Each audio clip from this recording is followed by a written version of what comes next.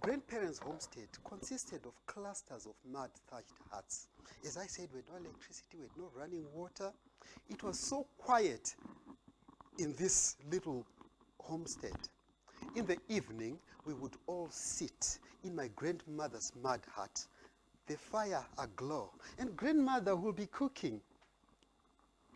She'll be sitting on a reed mat. My grandfather will be sitting on a wooden stool that he carved for himself. We, the children, will be sitting on the floor. That was the way of life then. So as my grandmother cooked, she would smile at us. And every time she smiled at us, we always giggled. And why did we giggle? We giggled because grandmother had 2 front teeth missing.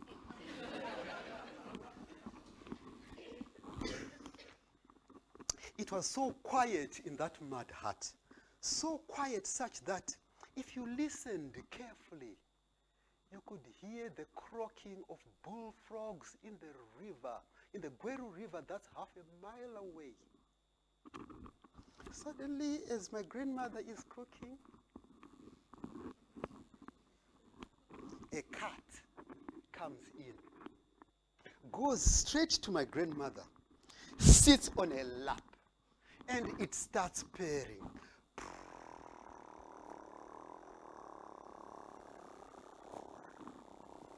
And grandmother looks at us and says, "Children, do you want to know how a cat became a woman's best friend?" And we said, "Yes, Grandma." And grandmother told this story. Once upon a time, there lived a cat. He was lonely. He had no friends at all. He said to himself, enough, enough. I'm going to go out there and look for friends. So off he went to look for friends. He walked through thick, dense forests, up cold, glacious mountains. Down a valley, he came to a rolling grassland with isolated shrubs and scattered trees. The cat was in the savannah. He was in the savannah. And right there in front of him, bouncing up and down, admiring his beautiful self, was antelope. And the cat thought, let me go and make friends with him. So he approached the antelope. "Wow, you look so cool. You look so dandy. I could do with friends like you. Would you be my friend, please?" And antelope said, "Uh-huh." Antelope said, "Uh-huh." Antelope said, "Uh-huh." And the two became friends, the cat and the antelope. And so they walked and they talked. They walked and they talked. They talked and they walked. They came to a thick bush. From that thick bush, out sprang big, massive lion roaring. And in that split second, for fear of his life, antelope was gone. And the cat thought, lion must be the strongest creature on earth. So he approached lion. "Wow, you look so cool. You look so dandy. I could do with friends like you. Would you be my friend, please?" And lion said, "Uh-huh." Lion said, "Uh-huh." And the two became friends. 2 cats, yeah? One tiny cat and one big cat. And so they explored and they talked. They explored and they talked and they came to a water hole. At that water hole was a big bull elephant drinking water. The moment big bull elephant raised his head and saw lion approaching, big bull elephant charged towards lion. And in that split second, for fear of his life, lion was gone, and the cat thought, elephant must be the strongest creature on earth. So he approached the elephant. "Wow, you look so cool. You look so dandy. I could do with friends like you. Would you be my friend, please?" And elephant said, "Uh-huh." Elephant said, "Uh-huh." And the two became friends. And so they went on a walkabout and talked. Walkabout and talked and they came to a maize field. A maize field with green maize. And big bull elephant said to the little cat, "Wow, Little cat, my little friend, look at that. We are going to go in there. You will get some mice to chase around in there. Me, I am going to eat because I'm hungry. And so the two went into the maize field, and the big bull elephant started to eat. He was pulling and eating, pulling and eating, pulling and eating. Pulling and eating. And as he ate along, he was causing havoc, destroying everything on his way, until the owner of the maize field, a man, happened to be passing by. The man was furious at what was happening to his maize field. He ran home, came back with a gun. He pointed it at the elephant. Face off. And then he raised it up, cocked it, and fired. And in that split second, for fear of his life, elephant was gone. And the cat thought, man must be the strongest creature on earth. So he approached man. Wow, you look so cool. You know what? With your fire stick, you went bang, bang, bang, and he was gone. You are so cool. You are so dandy. I could do with friends like you. Would you be my friend, please? And the man said, uh-huh. The man said, uh-huh. And the two became friends. And straight from the maize field, they went to the men's homestead. In the men's homestead, straight into a mud hut. In that mud hut was a woman. She was cooking. And the moment the man walked in with a cat, the woman looked at the man and said, darling, did you manage to chase the elephant from our field? And the man said, yes, my darling, I did. And he was just about to take a seat when the woman said to him, darling, can you get me some firewood, please? And the man said, yes, my darling. Off he went to get some firewood. He came back.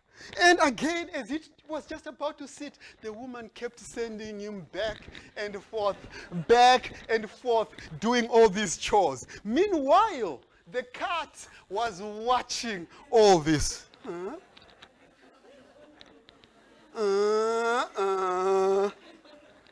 And by the time the man came from his last chore, the cat was sitting on the woman's lap, purring.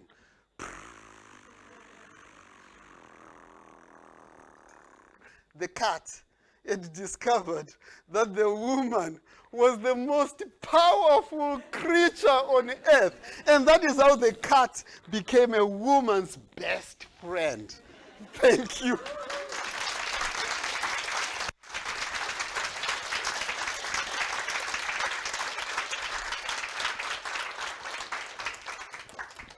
It doesn't end there. It doesn't end there.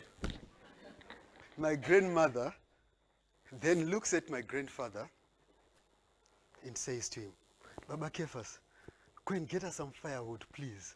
And my grandfather said, uh-huh. And off he went to get some firewood. He came back, and as he was just about to sit, my grandmother said to him, Baba Kefas, you were playing your mbira this afternoon. You played a nice tune. Can you play it for the kids? And even before he said, we said, yes, grandpa, yes, grandpa. So my grandfather went and got his mbira. Mbira is an instrument like this. It's a traditional Zimbabwean instrument. Hundreds of years old. Huh? Mbira. Yeah, M-B-I-R-A. Yeah. So he went, got his mbira, sat down, and there he played a song about a woman who was so controlling, a woman who was so possessive, but he loved her with all his heart. The song is called Amaimwana. It goes something like this.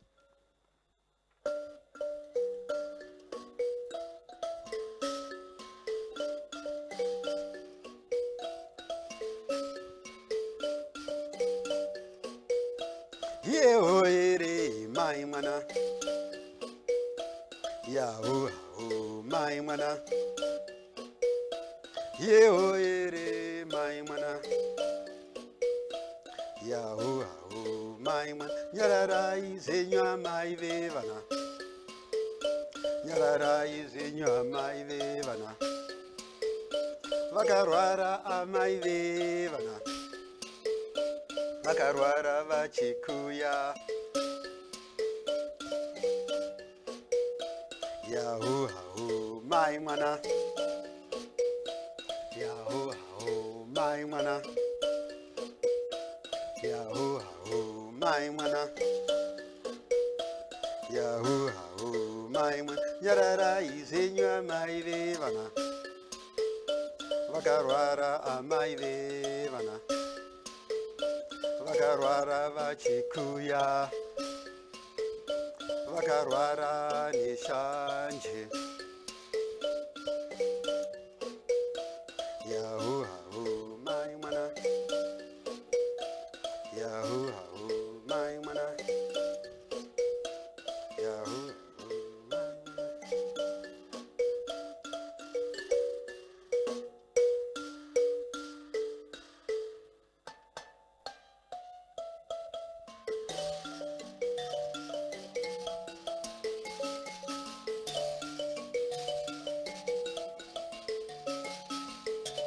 Oye, oye, vakauraya huku ine ronda, huku dzangu dzichakura oye, oye, oye,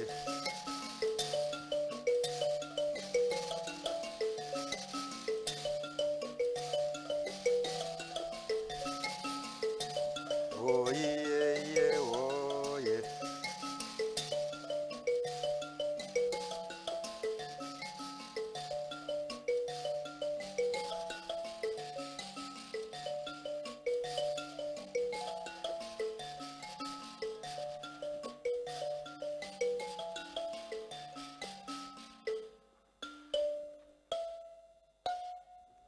Thank you.